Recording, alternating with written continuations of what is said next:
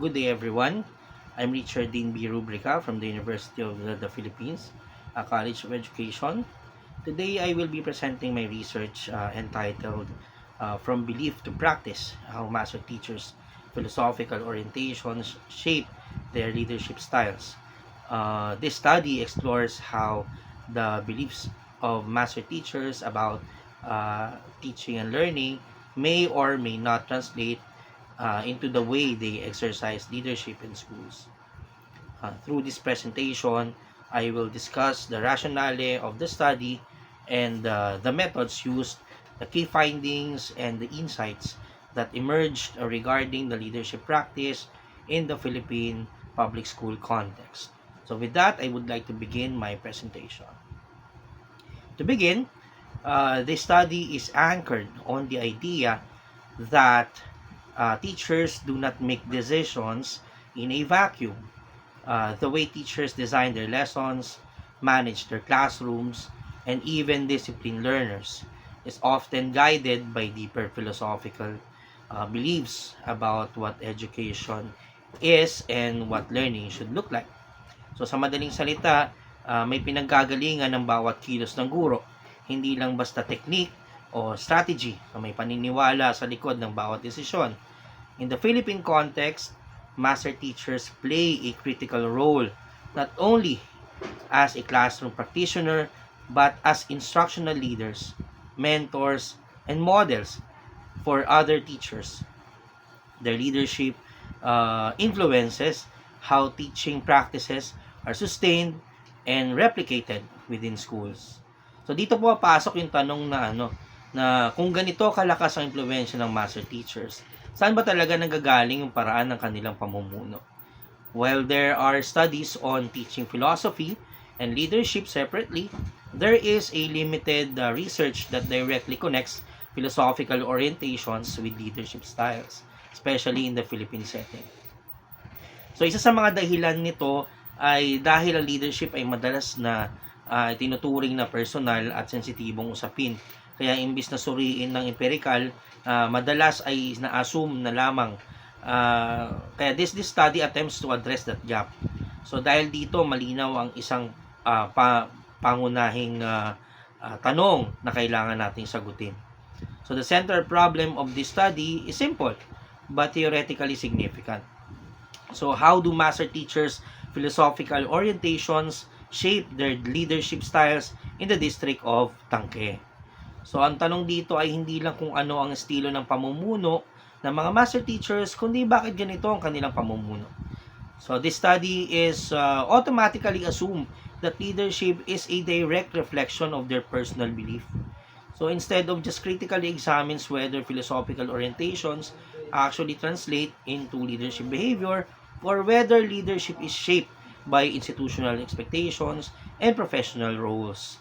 Sa madaling salita, tinatanong din sa pag-aaral na ito, ang pamumuno ba ay bunga ng paniniwala o produkto ng sistema? So by focusing on the master teachers, this study positions leadership not merely as a title but a practice shaped by belief, context, responsibility, no? So mula sa problemang to, nabubuo ang mga tiyak na research question ng pag-aaral. So to systematically address a central problem, the study was guided by 5 research questions. So the first is the study sought to identify the dominant philosophical orientations of master teachers using the inventory of philosophies of education. So second, it examined the leadership styles of master teachers using the MLQ or the multi-factor leadership questionnaire, whether their leadership tends to be transformational, transactional, or laissez-faire. Third, the study asked whether there is a significant relationship between the philosophical orientations and their leadership styles. So, dito po pasok yung critical na tanong, may connection ba talaga yung paniniwala at pamumuno o akala lang natin meron? Fourth, it explores which specific philosophical tendencies are associated with particular leadership styles. So, at panghuli, The study aimed to draw border, no? So not only border but make it broader insight on belief-driven leadership within the Philippine public school context. So sa kabuuan, ang mga tanong na ito ay gumagabay sa pag-aaral upang malinaw na natin may paliwanag ang ugnayan ng paniniwala at pamumuno. So, upang masagot yung mga tanong na to, malinaw din na maging layunin natin ito sa ating gagawing pag-aaral. So, the primary purpose of this study was to investigate how belief system influence the leadership practices of master teachers in the District of Tangke. So, hindi lang ito kung ano ang ginagawa ng master teachers bilang leader, kundi bakit ganito ang kanilang pamumuno. So, second, the study aimed to provide empirical evidence that can inform leadership development programs, particularly those that are anchored on philosophical orientations rather than purely technical competencies. Sa madaling salita, hindi lang skills ang mahalaga sa pamumuno, may bigat din ang paniniwala. Finally, the study sought to support the development of contextualized instructional leadership in the Philippine public school by grounding leadership practices in both belief and context. So, ang layunin nito ay hindi para mag-label ng leader, kundi para mas maunawaan kung paano nabubuo at nauhubog ang kanilang pamumuno sa loob ng sistema ng edukasyon. So, upang maisakatuparan ang mga layunin na ito, gumamit ang pag-aaral ng malinaw na conceptual na balangkas at methodology o metodolohiya. So, the null hypothesis states that there is no significant relationship between the master teachers' philosophical orientations and their leadership styles in the District of Tangke. On the other hand, the alternative hypothesis proposes that there is a significant relationship between the philosophical orientations and the leadership styles. So, ibig sabihin nito, posibleng ang paraan ng pamumuno ng isang master teacher ay malinaw na ugat ng kanyang paniniwala sa edukasyon, no? So, mahalagang tandaan na hindi pinipilit ng pag-aaral ang sa alinmang posisyon, no? Instead, hinahayaan ng data o ng datos sa pagsusuring statistika na magsabi kung alin sa dalawa, no, yung hypothesis sa susuportahan, hindi lang dahil meron tayong bias, no? So this slide represents the conceptual framework of the study. So as you can see, no, the framework is anchored on the assumption that philosophical orientations reflects teachers' beliefs, which is in turn influence leadership behavior. So kailan parang ano to, no? Predictor, no? On the left side of the framework are the philosophical orientations measured using the inventory of the philosophies of education. These orientations represent how teachers understand learning, knowledge, and the role of education. So, ito yung paniniwala ng guro kung paano dapat matuto yung mga bata at kung paano tayo dapat magturo. On the other side, the leadership styles measured through the multi-factor leadership questionnaires. These styles reflect how master teachers exercise leadership in terms of mentoring, decision-making, and professional influence. So, mahalaga ang punto ng core assumption sa pag-aaral. Kasi dito may kita yung educational belief ba ay na-impluensya ng leadership actions. So, ngunit hindi ito diretso o automatic, no? The relationship is mediated by instructional expectations and institutional culture, no? Yung mahalaga tong bigyan natin ng pansin yung if it is mediated by instructional expectations o ito ba ay naapektuhan ng institutional culture, no? So ibig sabihin may paniniwala ang isang master teacher ang aktual na pamumuno ay maaaring maimpluwensyahan, no? Siyempre unang-una ng sistema, pangalawa ng politika, at ano ba yung mga inaasahan ng institusyon sa atin. This framework is guided the formulation of the research questions, hypothesis, and the choice of the statistical analysis that we are going to use in this study, no? So the methodology, no? Let's go now to methodology. The study employed a quantitative correlational research design. So, ito medyo madali kasi we are lacking of time, no? So, we cannot do qualitative, no? We can just do purely quantitative, no? Merong mga kwento dito kasi uh, I'm aiming to use a specific statistical approach. Kaya lang dahil ito yung lumabas na result, no, iba yung ginamit ko, no. The intent was not to manipulate variables but to examine the relationship between the master teachers' philosophical orientations and their leadership styles. So the respondents of the study were 26 master teachers from the district of Tangke. So this number reflects the actual number of the master teachers who voluntarily participated in the study. So two standardized research instruments were used. Number one, the inventory of the philosophies of education, which measures the various educational philosophies. Second is the multi-factor leadership questionnaire, which identifies the leadership styles, no, whether it is transformational, transactional, or laissez-faire. So in terms of the data analysis, so we use Jamovi. So this is the software that we are using in the class, no. So initially the plan was to use Pearson R, which is a parametric test commonly employed in the correlational studies. Kaya lang nito ang nangyari, after conducting the test of normality, the data failed to meet the assumptions of the required parametric analysis. Sa madaling salita, hindi pumasa yung datos sa mga kondisyon ng Pearson R.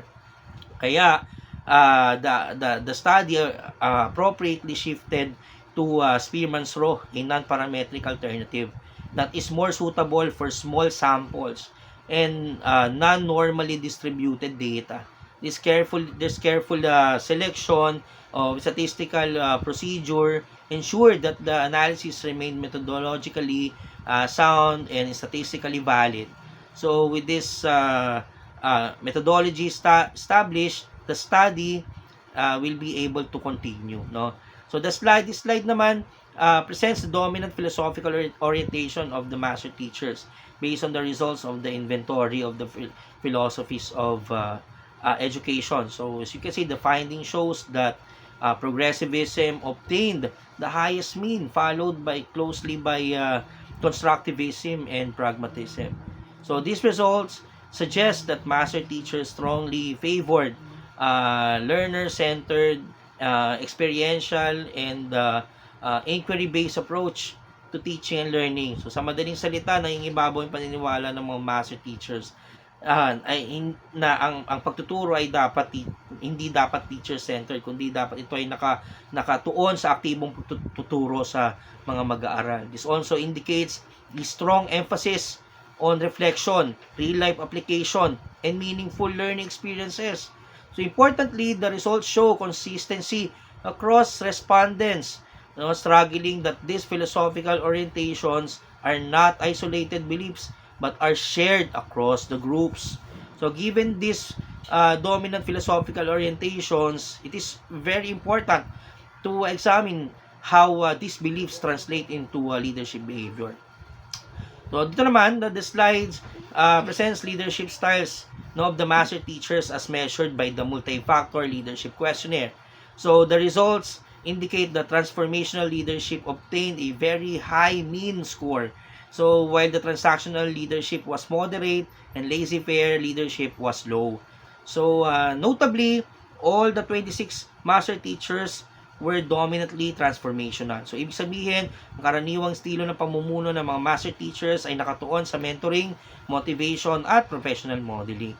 So, this suggests that master teachers generally see leadership as an active, engaging, and people-oriented practice rather than a passive, hands-off role.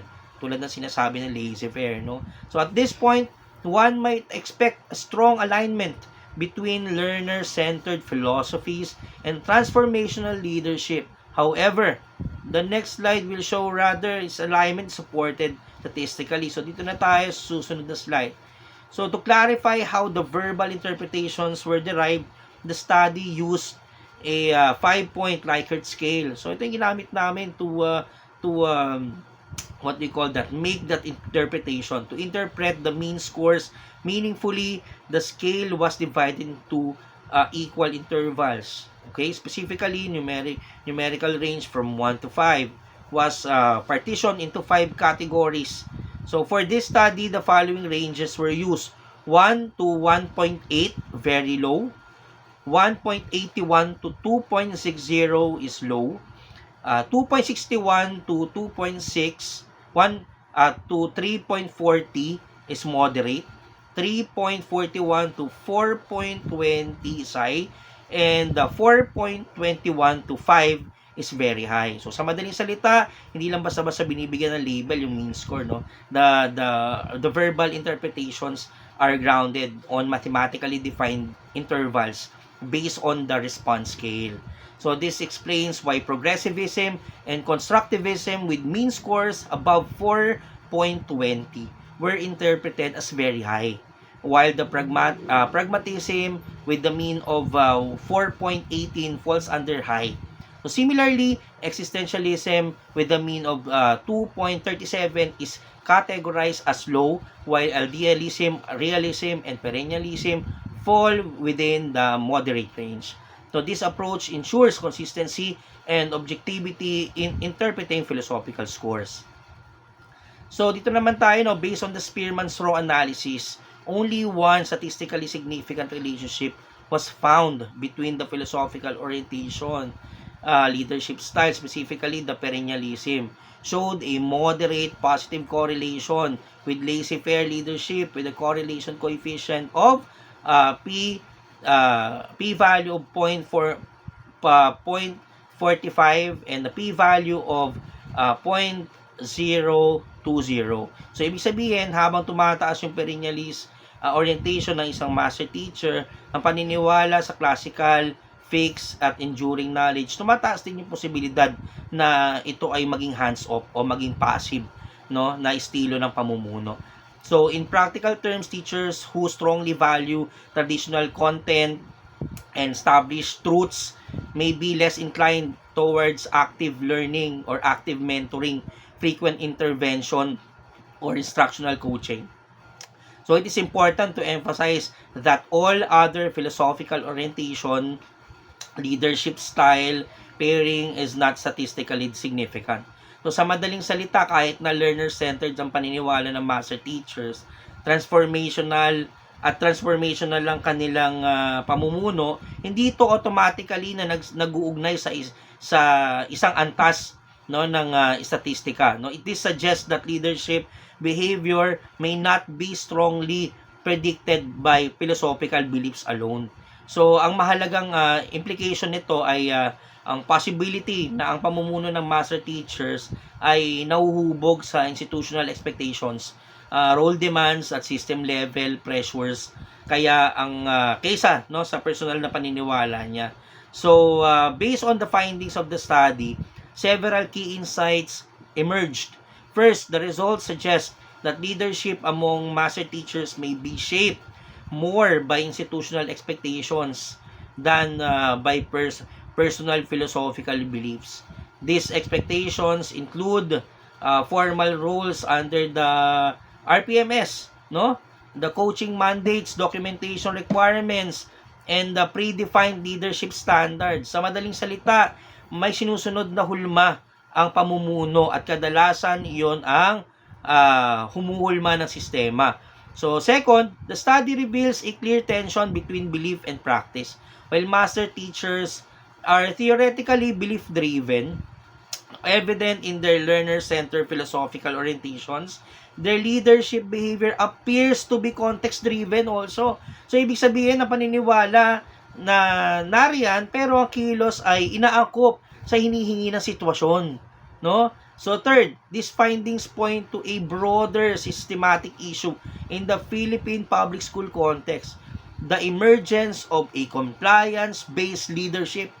So this form of leadership prioritizes adherence to prescribed roles, indicators, and expectations rather than a reflective, belief-driven leadership practice. So sa ganitong sistema, ang tao ay hindi na ano ang paniniwala ng leader, kundi ano ang kailangang ipakita ng leader para makasunod.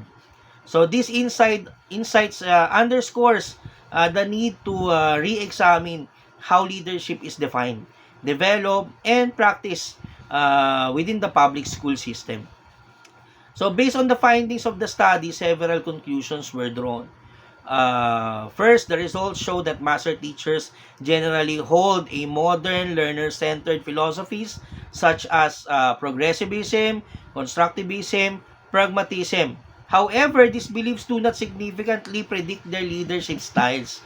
So sa madaling salita, maaaring progressive ang paniniwala ng master teacher pero hindi ito automatic na nakikita sa paraan ng kanilang pamumuno. So second, the study found out that transformational leadership is consistently exhibited regardless of philosophical orientation. This suggests a strong influence of institutional conditioning. So ibig sabihin natututunan at hinihingi ng transformational leadership, no? Hindi lamang ito kusang nagmumula sa paniniwala ng leader. No? Third, leadership identity among master teachers appear to be context-trained rather than fully belief-driven, no? Na ang pamumuno sa ganitong konteksto ay nauhubog hindi lang ng personal na paniniwala, kundi ng sistema, mga polisiya, mga inaasahang papel ng isang master teacher. So finally, the study concludes that only master teachers with strong perennialist tendency show a higher likelihood of being a passive or laissez-faire leadership style. So this highlights that traditional context-centered philosophies may be associated with less active leadership engagement. Sa kabuuan, pinapakita ng pag-aaral na to na ang pamumuno ng master teacher ay produkto ng ugnayan ng paniniwala ng konteksto. Ngunit may mabigat na impluwensya rin talaga yung konteksto, no? Okay, it is also important to acknowledge the results of the study may have been influenced with yung tinatawag natin na extraneous variables. No, isang bagay ito na natutunan namin sa aming advanced statistics that were not directly measured. So these include factors such as organizational culture, workload, leadership training, years of experience, role expectations under RPMS, and the institutional norms. So sa madaling salita, hindi lang paniniwala ang umubog sa pamumuno, kundi may mga salik sa paligid ng isang guro or master teacher na maaring magkaroon ng malakas na impluwensya.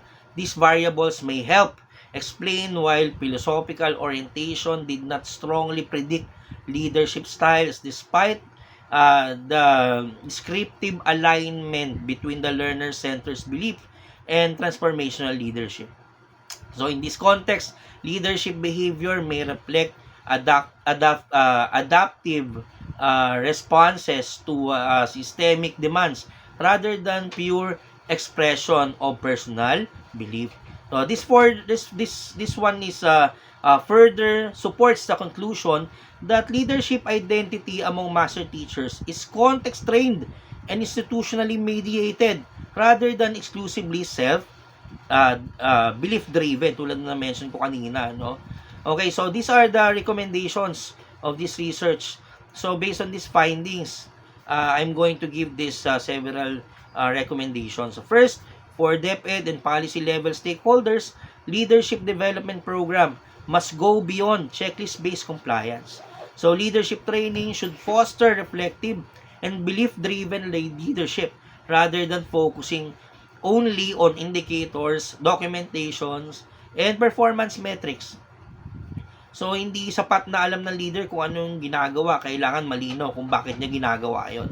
So, in addition, there's a need to reduce excessive administrative tasks that limit the capacity of the master teachers to engage in a more authentic mentoring and instructional leadership. Kung sobrang papel, nababawasan ang ang oras ng master teacher para sa tunay na pamumuno.